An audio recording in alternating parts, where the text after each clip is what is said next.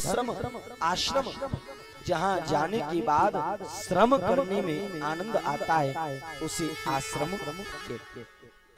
लेकिन सज्जनों, आजकल तो आश्रमों की स्थिति बदल गई है। आजकल आश्रम वैसे नहीं रहे जैसे आश्रम होते हैं। आपने भी सुना होगा फलाने फलाने महाराज जी का आश्रम। अगर आप आजकल के आश्रमों में जाओ तो बढ़िया बढ़िया 4-4 मंजिल के आश्रम बने। अगर आश्रम में 50 कमरे तो 50 ही एसी लगी है आजकल के आश्रमों में, और 50 कमरे तो 50 ही डल्लव के गद्दा बिछे हैं आजकल के आश्रमों में। आजकल के ऐसे आश्रम हो गए और बढ़िया 4-4 फोर व्हीलर गाड़ी खड़ी है आजकल के ऐसे आश्रम हो गए। इनको आश्रम नहीं कहते, इनको तो होटल कहा जाता है। जहाँ ये सब सुख सुविधाएं मिलती हैं ये आश्रम नहीं। अब ऐसे आश्रम पर आप जाओ तो आप बड़े खुश हो जाते, अरे गुरुजी का आश्रम बढ़िया है। और फिर आप धन दे करके आते हैं, गुरुजी ये पैसा आप गैया मैया के चारे के लिए रख लो और ये पैसा बालकों के लिए रख लो। अब आपने तो धन दे दिया, आपको क्या पता गुरुजी ने गैया मैया को चारों खरीदो है कि अपनों चारों खरीदो है। आजकल के ऐसे आश्रम हो गए। बंधुओं, आश्रम ऐसे नहीं, ये तो बात रही आजकल के आश्रमों की। अब आओ चलते हैं रामायण में त्रेता युग में आश्रम कैसे हुआ करता। माता शबरी का आश्रम है। घास भूस की कुटिया बना करके शबरी मैया जंगल में रहती है। राम का इंतजार करती है, एक ही लालसा है, मेरे राम आएंगे, मेरे राम आएंगे। रोज शबरी मैया पुष्प बिछाती है और पुष्प हटा देती है, लेकिन आज भी राम नहीं आए। शबरी मैया इंतजार करती है राम का, और शबरी मैया तपस्या करती है तो संत कहते हैं, अरे शबरी तू भिलनी जाति की है, तू अधम जाति की है, राम तेरे घर नहीं आवेगा। लेकिन नहीं, शबरी को वैराग्य है, मेरा राम आएगा। और शबरी मैया जब राम नहीं आते हैं तो कागाओं से प्रार्थना करती है। जंगल में मनुष्य नहीं है लेकिन कौआओं से शबरी प्रार्थना करती है। बोल बोल कागा मेरे राम कब आए, बोल बोल कागा मेरे राम कब आएंगे। बोल बोल कागा मेरे राम कब आएंगे। हाँ बोल बोल कागा मेरे राम कब आएंगे।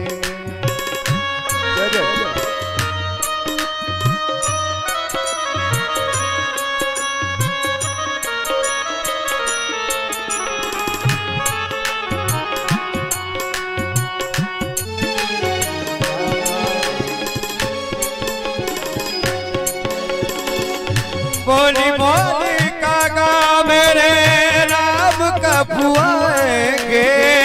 बोली बोल कागा मेरे राम कब आएंगे। हाँ बोली बोल कागा मेरे राम कब आएंगे। बोल बोल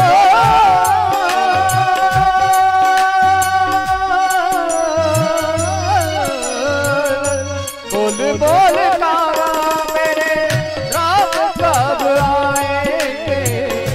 बोल बोल कागा मेरे राम कब आएंगे। बोल बोल कागा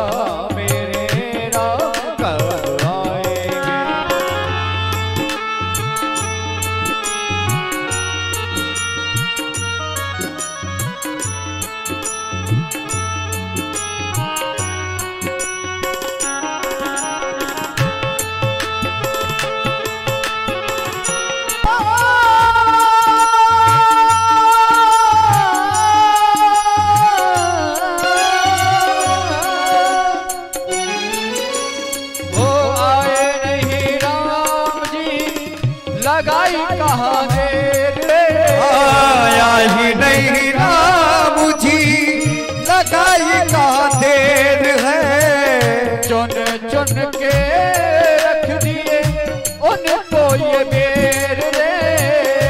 चुन चुन के दिए उनको ये देर है। बोल बोल कागा मेरे राम कब आएंगे। बोल बोल कागा मेरे राम कब आएंगे।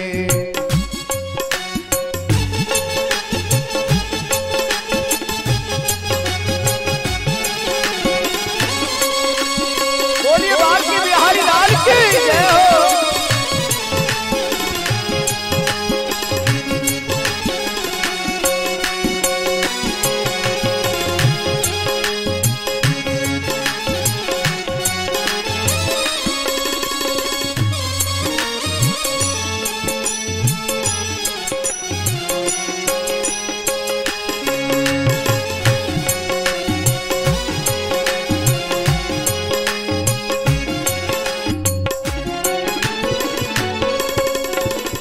ला करके बेर मैंने राम जी को खिलाए। राम करके देर तेने राम जी पिलाए। कर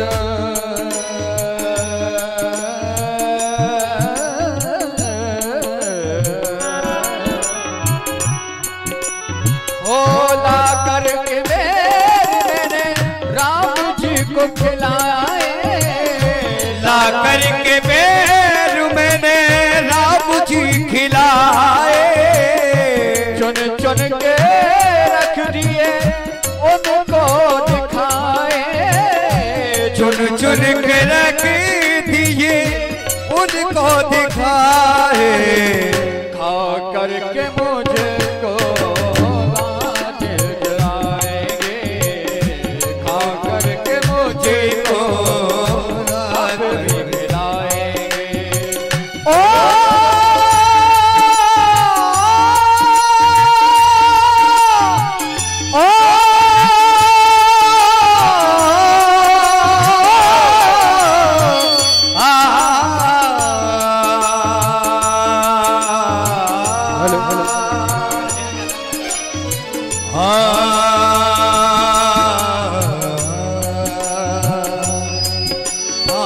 बोल बोल कागा मेरे राम कब आएंगे। ओ बोल बोल कागा मेरे राम कब आएंगे। आए नहीं राम जी लगाई कहाँ देर रे। आए नहीं राम जी लगाई का देर रे। आए नहीं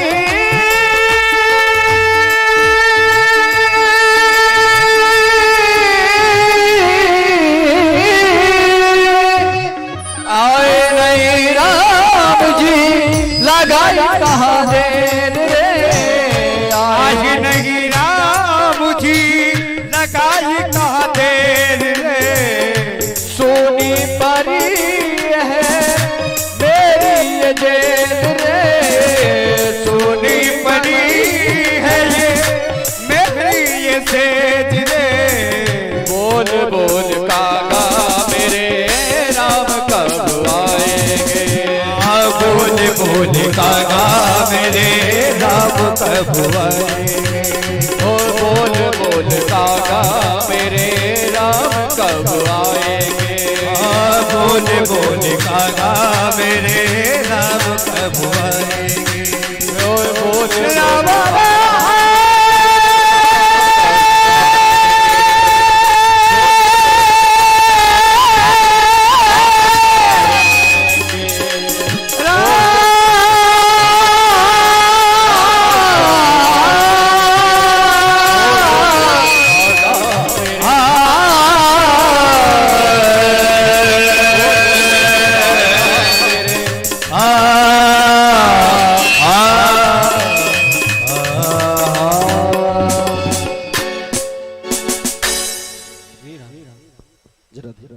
श्री रामचंद्र कागाओं से प्रार्थना करें और सबरी मैया के गुरु मतंग मुनि शबरी से कहकर के गए थे, अरे शबरी तो ही राम मिलेंगे। और सबरी को अपने गुरु के वचनों पर इतना विश्वास था कि जब गुरु ने कहा है तो राम जरूर मिलेंगे। शबरी मैया हाथों में करताल लेकर के भजन करती है, जय सिया राम जय जय सिया राम जय सिया राम जय। और एक दिन सबरी मैया अपने आश्रम में बैठ करके भजन कर रही है और इतने में राम आश्रम के द्वार पर खड़े। लेकिन शबरी मैया को नहीं पता है कि राम द्वार पर खड़े हैं। सबरी मैया तो अपने भजन में लगी है, जय सिया राम जय जय सिया राम। सबरी मैया की गुरु को चिंता हो गई, अरे ये बावड़ी भजन करती रहेगी और राम आश्रम से वापस चले जाएंगे। शबरी की गुरु ने आवाज लगाई, अरे शबरी देखो। लेकिन शबरी मैया तो भजन कर रही है। फिर कहा, अरे सबरी देखो। शबरी मैया को लगा कि शायद कोई बुला रहा है, लेकिन हमें क्या काम दुनिया से, हमारा श्याम प्यारा, हमें संसार से क्या मतलब। शबरी मैया भजन में लगी रही। फिर कहा, अरे सबरी देखो। शबरी को लगा कि कौन है। सबरी कहती है, क्या देखो। तब कह दिया, अरे शबरी देख, राम गृह आए और मुनि के वचन समझ जिया भाई। शबरी राम आए हैं। ओहो, जैसे ही पता पड़ा राम आए हैं, सबरी मैया आश्रम में खड़ी हो गई, आसन से खड़ी हो गई, राम के लिए दौड़ पड़ी। नेत्रों से आंसुओं की धार बह रही है, हाथों से खाल लटक रही है, लाठी के सहारे शबरी झुकती झुकती जा रही है, राम राम राम। और जैसे ही दरवाजा खोला, सबरी ने राम को गले से लगा लिया। सबरी देख राम गृह आए। आज युगों की प्रतीक्षा सबरी की पूरी हो गई। राम और चौपाई क्या कह रही है, सबरी देख राम गृह आए। चौपाई कह रही है कि राम घर आए, ये नहीं कह रही है कि राम किसके घर आए। चौपाई तो ये कह रही है राम। और जैसे ही राम जी सबरी मैया के गले लगे तो राम को ऐसा लग रहा है जैसे मानो मेरा 14 वर्ष का वनवास पूरा हो गया और मैं अपनी मैया की गोद में वापस आ गया हूँ, कौशल्या की गोद में। और राम को ऐसा लग रहा है कि वन में जो संकट मिल रहे थे वो संकट समाप्त हो गए और मैं वापस अयोध्या में अपने घर आ गया। शबरी देख राम गृह। राम को भी ऐसा लग रहा है कि मैं अपने घर आ गया। बंधुओं, जहाँ भगवान को लगता है कि ये मेरा घर है, बस वही तो आश्रम होता है, उसे ही आश्रम कहते हैं। जहाँ भगवान को लगे कि ये मेरा वो आश्रम होता है। तो सूत जी महाराज नारद जी के पूर्व जन्म की कथा सुना रहे हैं और नारद जी कहते हैं कि मेरी मैया मुझे पूर्व जन्म में एक आश्रम पर ले गई और वहां आश्रम पर ले जाकर के सेवा करवाई। संतों की सेवा करी मैंने। संत स्नान करते उनके लिए जल भर के रख देता। नारद जी अपनी पूर्व जन्म की कथा व्यास जी को बता रहे। व्यास जी, मैंने संतों के लिए बहुत सेवा करी, उनकी पूजा के लिए पुष्प लेकर के आते थे। वो जहाँ यज्ञ करते थे उस यज्ञ कुंड को लीप दिया करता था। बंधुओं, संतों की सेवा करनी चाहिए, लेकिन आजकल तो युग बदल गया है। आजकल सेवा कम दिखती है, सेवक ज्यादा दिखती है। आजकल सेवा तो लोग इतनी करते हैं लेकिन दिखावा इतना करते हैं। सेवा तो कम दिखती है, सेवक बहुत दिखते हैं। पहले कोई अगर आश्रमों पे झाड़ू लगा देता था तो ये कहता था कि हमने झाड़ू नहीं लगाया। लेकिन आजकल अगर कोई मंदिर पे 2 दिन झाड़ू लगा दे तो क्या कहेगा कि हम ही सेवा करते हैं, कोई यहाँ आता भी नहीं है, हम रोज झाड़ू लगा रहे हैं। कहने का मतलब सेवा तो कम करते हैं और दिखावा ज्यादा करते हैं।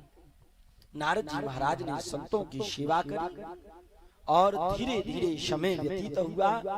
उसी आश्रम पर चतुर्मास करने के लिए कुछ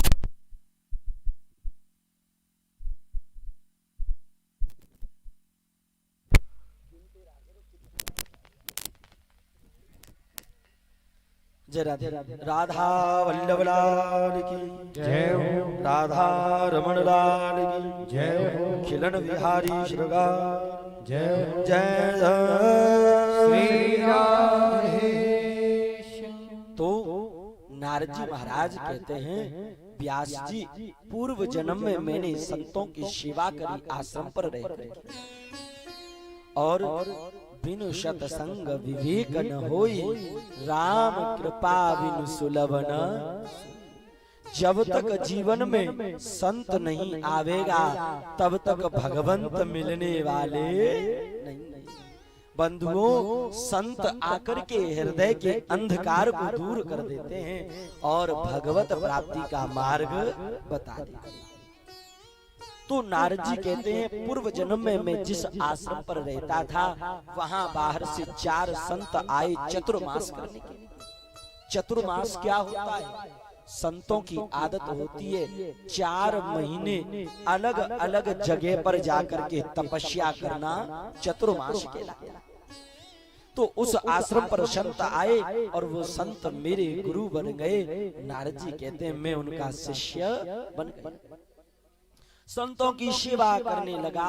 उन संतों ने मुझे अपना शिष्य बना लिया। धीरे धीरे व्यास जी समय व्यतीत हुआ पूर्व जन्म में, और एक दिन वो संत चतुर्मास पूरा हो गया तो उस आश्रम से जाने लगे। मैं उनके चरणों में गिर गया, मुझे भी अपने साथ लेकर के चलो। तो व्यास जी उन संतों ने मुझे ले जाने से मना कर दिया। मुझे बड़ा दुख हुआ।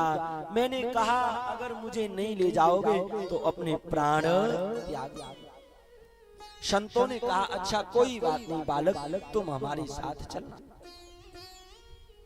बंधुओं, यहाँ पर नारद जी महाराज अपने पूर्व जन्म की कथा व्यास जी को सुना रही है, जिसमें कह रही हैं कि उन संतों के साथ में जाने के लिए तैयार हूं, लेकिन मेरी मैया को पता पड़ गया तो मेरी मैया ने संतों के साथ मुझे नहीं जाने दिया। वो संत मुझे एक मंत्र दे गए,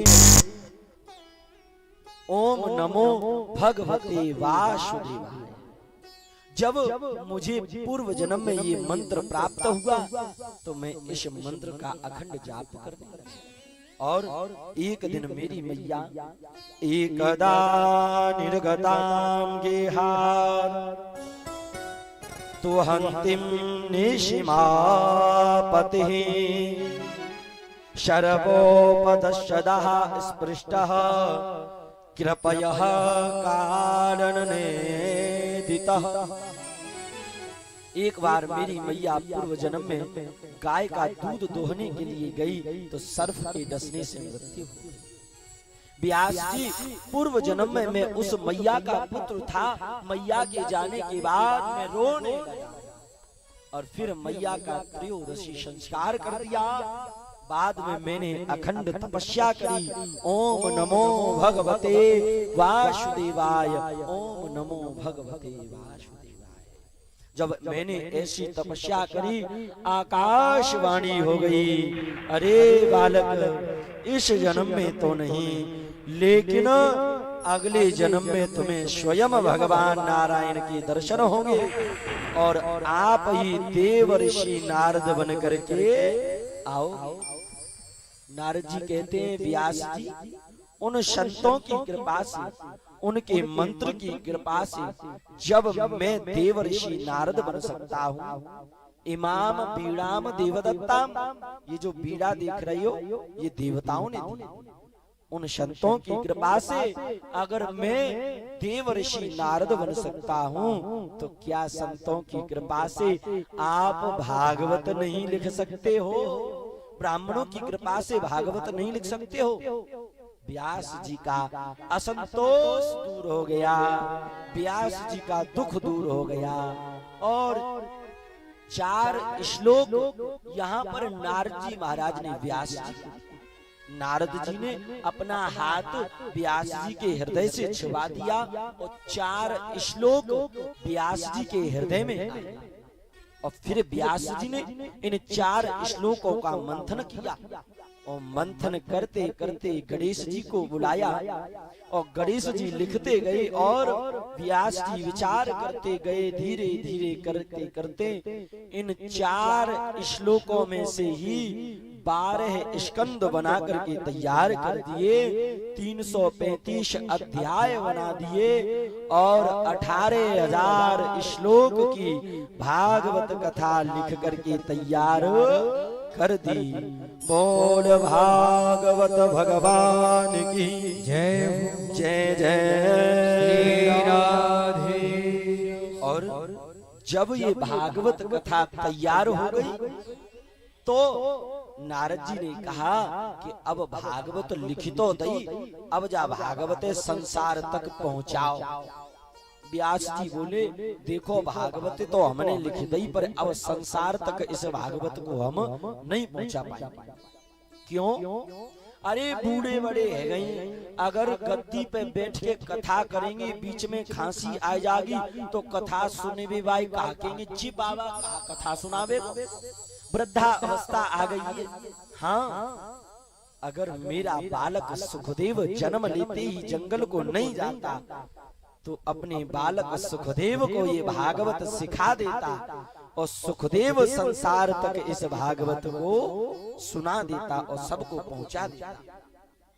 तो नारद जी ने कहा कि उनको जंगल से वापस बुला लो कि अब सुखदेव वापस नहीं आएगा। नारद जी ने कहा आ सकते हैं। कब? बोले भागवत के अंदर इतनी शक्ति है कि आदमी का वैराग्य भी दूर कर देती है। आप अपने शिष्यों को भागवत कथा के 4 श्लोक तैयार कराओ और जहां जंगल में सुखदेव जी महाराज पड़े हो अलमस, उनके बीच में जाकर के आपके शिष्य जब भागवत कथा के श्लोक गावेंगे तो सुखदेव जी की योग निद्रा टूट जाएगी श्लोकों को सुन करके और फिर वो जंगल से वापस आ जाएगा। व्यास जी महाराज ने अपने शिष्यों को भेजा और शिष्यों ने सुखदेव जी के बगल में खड़े होकर के भागवत के श्लोक गाए। सुखदेव तो योग निद्रा में बैठे हैं और व्यास जी के शिष्य श्लोक गाए। अहो वकीयं स्तनकालकूटः जिन्धासयापयददाप्यशाद्भि लेभे गतिं ध्यातृचितां ततोऽन्वयः कम्बा दयालु शरणं व्रजेम। व्यास जी के शिष्यों ने श्लोकों को गाया। ओहो वो माधव कितना दयालु है, वो कृष्ण कितना दयालु है। वो पूतना कृष्ण को मारने के लिए आ रही है और कृष्ण उस पूतना को माँ के जैसी गति दे रही है। सुखदेव ने ऐसे श्लोकों को सुना, कान खड़े पड़ गए और योग निद्रा टूट गई। और सुनाओ, ऐसे श्लोक और सुनने हैं, अच्छे लग रहे हैं। तो व्यास जी के शिष्य बोले हमें तो 4 ही आवते, अगर और ज्यादा सुननी है तो अपने पिता सुखदेव के पास, अपने पिता व्यास के पास चले जाइए। और सुखदेव जी महाराज दौड़े दौड़े अपने पिता व्यास जी के पास आए। पिताजी से कहा पिताजी मुझे भागवत सुननी है, मुझे भागवत सीखनी है। व्यास जी ने कहा भागवत को सुनने का और भागवत को कहने का अधिकारी कौन है? कौन भागवत को कह सकता है और कौन सुन सकता है? जो लोग काम क्रोध मद लोभ त्यागने का प्रयास करने लग जाते हैं, वही लोग भागवत को कह सकते हैं और वही सुन सकते हैं। अन्यथा कथा सुनने के बाद भी काम क्रोध को नहीं त्यागा तो क्या मतलब निकला सुनने का। और हाँ, सुखदेव मेरा पुत्र है, अगर इसे भागवत सिखाऊंगा संसार के लोग कहेंगे कि तुम्हारे बेटे ने काम क्रोध को जीत लिया जो इसे सिखा रही है। और अगर अपने पुत्र की बड़ाई खुद करूंगा कि हाँ मेरे पुत्र ने सीख ये सब काम क्रोधों को जीत लिया, संसार क्या कहेगा कि अपने मोड़ा की बड़ाई अपने ही मोते कर रहे हैं। तो व्यास जी ने विचार किया कि सुखदेव की पहले परीक्षा लगवाते हैं, और ये जब परीक्षा में पास हो जाएंगे तब इनको भागवत सिखाएंगे। सुखदेव जी को व्यास जी ने और जनक जी के पास भेजा कि सुखदेव जनक जी के पास जाओ, वहां उनसे वेदांत सीखो। और जनक जी से कह दिया मेरा पुत्र सुखदेव आ रहा है, उसकी परीक्षा ले लेना। जनक जी ने कहा ठीक है ले लेंगे। और सुखदेव जैसे ही गए तो जनक जी के 2 शिष्य बाहर निकल के आए। पूछा क्या बात है? बोले हम वेदांत सीखना चाहते हैं जनक जी से। तो जनक जी के शिष्यों ने कहा कि अभी गुरुजी 4 दिन तक अपनी तपस्या में 4 दिन बाद सिखाएंगे, और अगर सीखना चाहते हो तो 4 दिन तक यहीं खड़े रहो, परीक्षा ली जाएगी। और सुखदेव 4 दिन तक वहीं खड़े रहे। और बाद में जब जनक जी के शिष्यों ने आकर के देखा सुखदेव ने क्रोध को जीत लिया, इतना सा भी क्रोध उनको नहीं आया। और अगर आजकल का कोई शिष्य होता और सीखने के लिए जाता, गुरुजी कहते 4 दिन तक ठाड़ी रहो, तो आजकल का शिष्य क्या कहता, हाँ आज गुरुजी बन रहे हो, हम का औरतें पढ़ लेंगे तुम धर राखो अपनी विद्या। हाँ, आजकल का अगर कोई शिष्य होता तो क्रोध करता, लेकिन सुखदेव जी ने क्रोध नहीं किया, क्रोध को जीत लिया। उसके बाद स्त्रियों को भेजा, काम को भी जीत लिया। अब जनक जी चलकर के आए, अरे सुखदेव मैं तुम्हें क्या वेदांत पढ़ाऊंगा, आपके पिताजी के कहे अनुसार मैं तो आपकी परीक्षा ले रहा। अब आप परीक्षा में पास हुए, आप भागवत सीखिए। और सुखदेव दौड़े दौड़े पिता के पास गए, व्यास जी को दंडवत किया, पिताजी अब तो भागवत सिखा दो, अब तो भागवत सुना दो।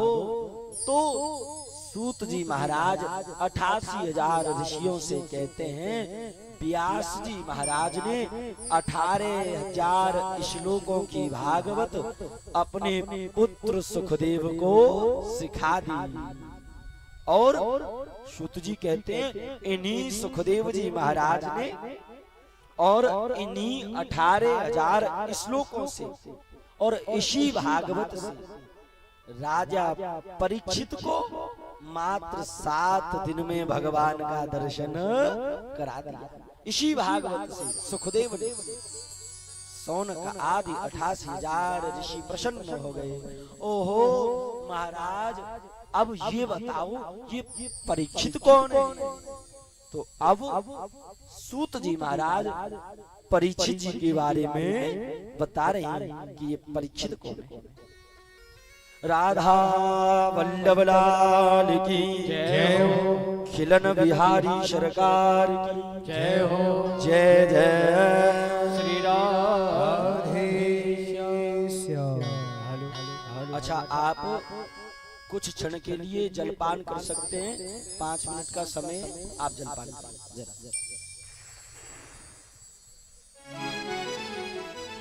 Hello hello Shri Radhe Radhe Shri Radhe Radhe.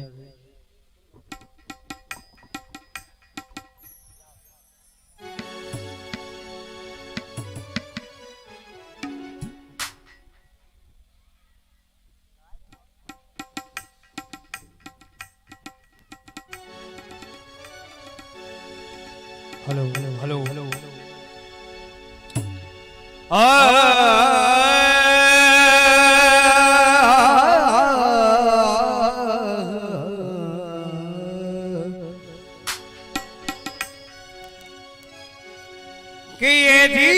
सखी मनमोहन तो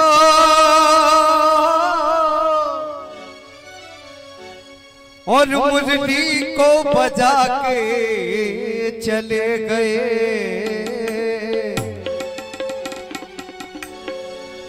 ए सखी मनमोहन तो मुरली को बजा के चले गए। मैं सो रही थी सुखनी दिया में, वो मुझे रुला कर चले गए। वो मुझे रुला कर चले गए।